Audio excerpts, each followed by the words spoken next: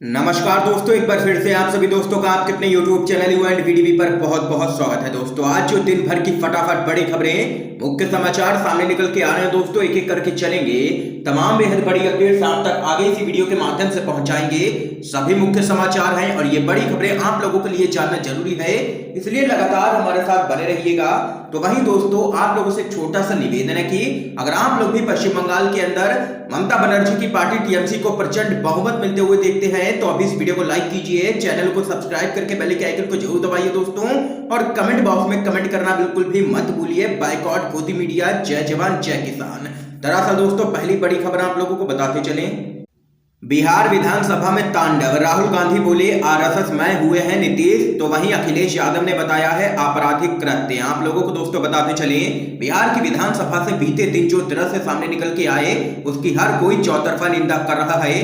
कांग्रेस के सांसद राहुल गांधी ने भी ट्वीट कर इस मसले पर राज्य सरकार पर जबरदस्त तरीके से निशाना साधा है। राहुल गांधी ने आरोप लगाया है कि मुख्यमंत्री पूरी तरह से आरएसएस बीजेपी में हो चुके हैं। सिर्फ राहुल गांधी ही नहीं बल्कि अन्य विपक्षी दलों के नेता भी इसकी लगातार निंदा कर रहे हैं। दरअसल दोस्तों आप लोगों को बताते चले, कांग्रेस के सांसद ने अपने ट्वीट में लिखा है कि लोकतंत्र का चीर हरण करने वालों को सरकार कहलाने का कोई अधिकार नहीं है।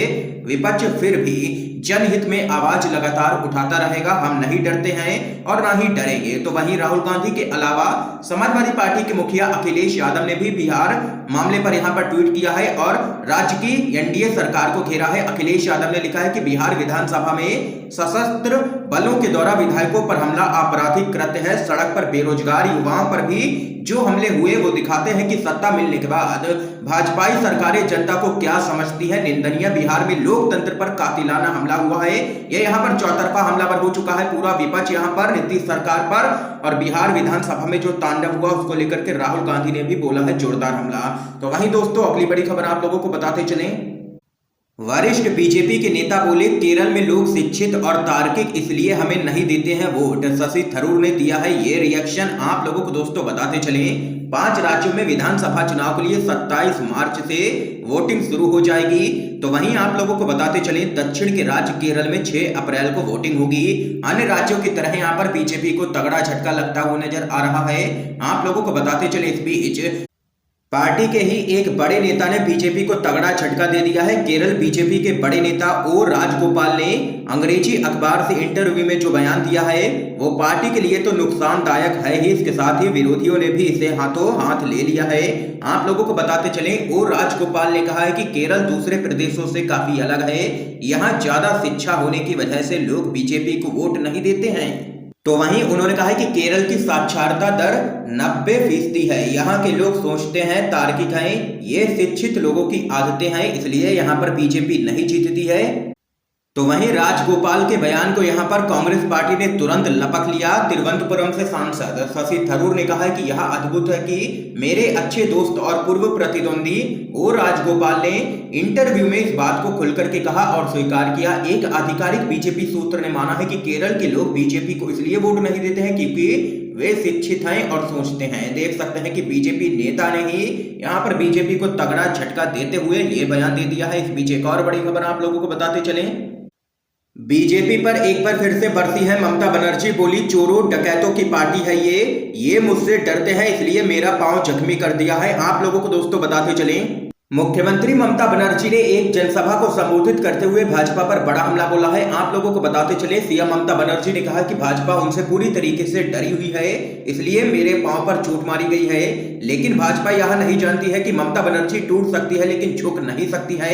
आप लोगों को आगे बताते चले, पुरुलिया में जनसभा करते हुए ममता बनर्जी ने प्रधानमंत्री मोदी के द्वारा किए गए 15 लाख देने के वादे को झूठा बताया।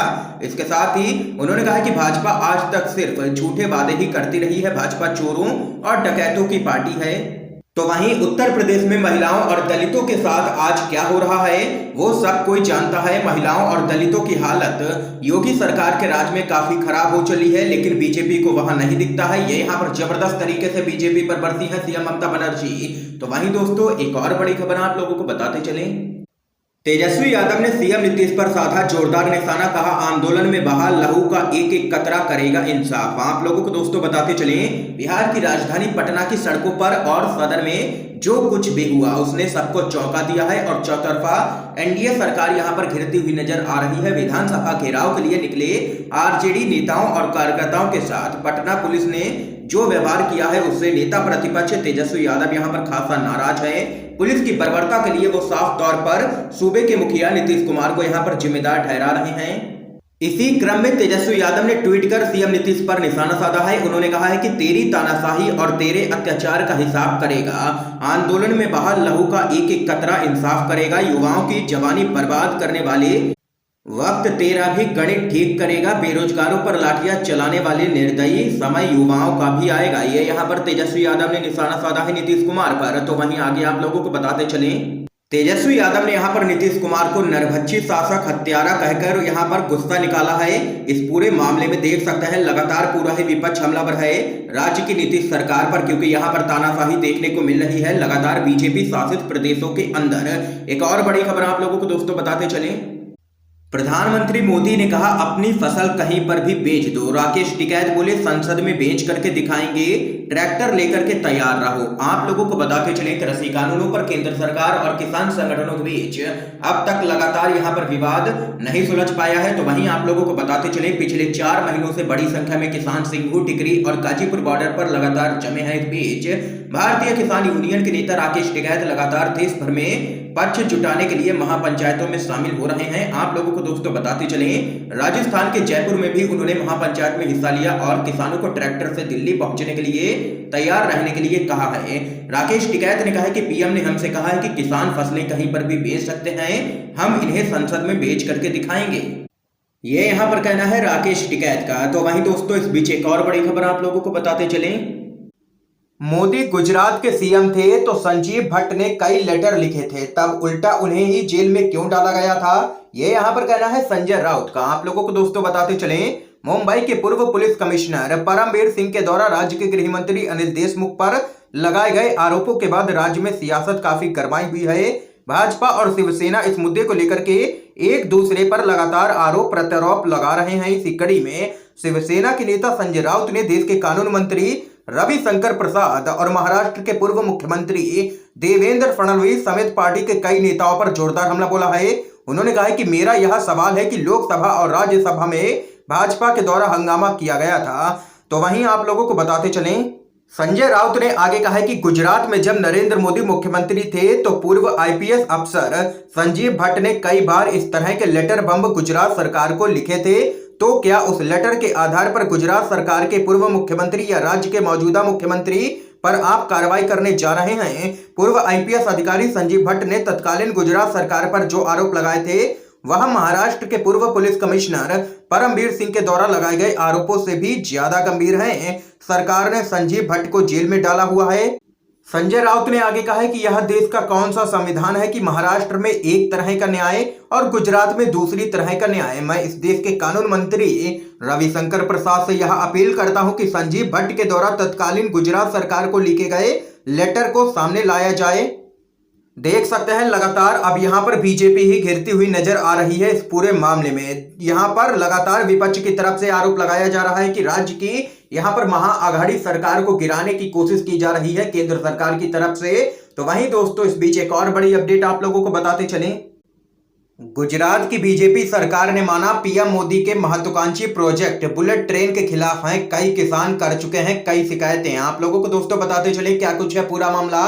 प्रधानमंत्री नरेंद्र मोदी के महत्वाकांक्षी प्रोजेक्ट अहमदाबाद और मुंबई के बीच बुलेट ट्रेन का काम लगभग यहां पर पूरा हो गया है, लेकिन इस प्रोजेक्ट के लिए भूमि अधिग्रहण को लेकर के राज्य और केंद्र सरकार के दावों के बावजूद अभी भी लगभग 2000 किसान गुजरात में भूमि अधिग्रहण का यहां पर लगातार विरोध कर रहे हैं। गुजरात विधानसभा में राज्य सरकार की ओर से दी गई जानकारी के अनुसार आवश्यक भूमि का लगभग 5% अभी भी अधिग्रहण किया जाना है। आप लोगों को दोस्तों बताते चले, कई कांग्रेसी विधायकों ने राज्य सरकार से सवाल किया था कि पूरे रूट के विभिन्न जिलों में अहमदाबाद और मुंबई के बीच बुलेट ट्रेन के अधिग्रहण के लिए कितनी जमीन की आवश्यकता थी, कितनी जमीन का अधिग्रहण हुआ और अधिग्रहण के संबंध में सरकार को कितनी शिकायतें प्राप्त हुई।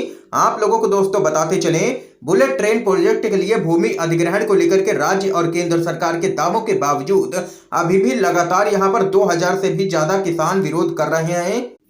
ये यहाँ पर गुजरात की बीजेपी सरकार ने विधानसभा के अंदर माना है। तो वहीं दोस्तों एक और बड़ी खबर आप लोगों को बताते चलें, राहुल गांधी की केरल में हुंकार, बोले प्रदेश बदलाव के लिए है तैयार, सभा में उमड़ा है जनसैलाब। आप लोगों को दोस्तों बताते चलें, कांग्रेस के नेता राहुल गांधी केरल के दौरे पर हैं। राहुल गांधी कोट्टयम में परुथुम्पारा जिले में एक जनसभा को संबोधित करने पहुंचे।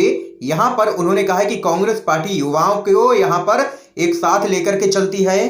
लोगों को संबोधित करते हुए राहुल गांधी ने कहा है कि सभी लोग सच्चाई और न्याय, शांति और समृद्धि के साथ खड़े हैं, सभी लोग कांग्रेस में विश्वास रखते हैं। उन्होंने आगे कहा है कि केरल बदलाव के लिए तैयार है, यह उदासीनता, अत्याचार और अक्षमता को बदलने का समय है। उन्होंने कहा है कि केरल विकास के लिए तरस रहा है, इसलिए कांग्रेस सत्ता में आने जा रही है। ये यहाँ पर कहना है राहुल गांधी का। दोस्तों आज की तमाम बेहद बड़ी खबरें सामने निकल के आई हैं जो हमने आप लोगों तक पहुंचाई हैं। वीडियो पसंद आए हो तो लाइक कीजिए, ज्यादा से ज्यादा शेयर कीजिए, और अगर आपने अभी तक हमारे यूट्यूब चैनल को सब्सक्राइब नहीं किया है तो सब्सक्राइब जरूर कीजिए। दोस्तों वीडियो देखने के लिए आप सभी का बहुत बहुत धन्यवाद।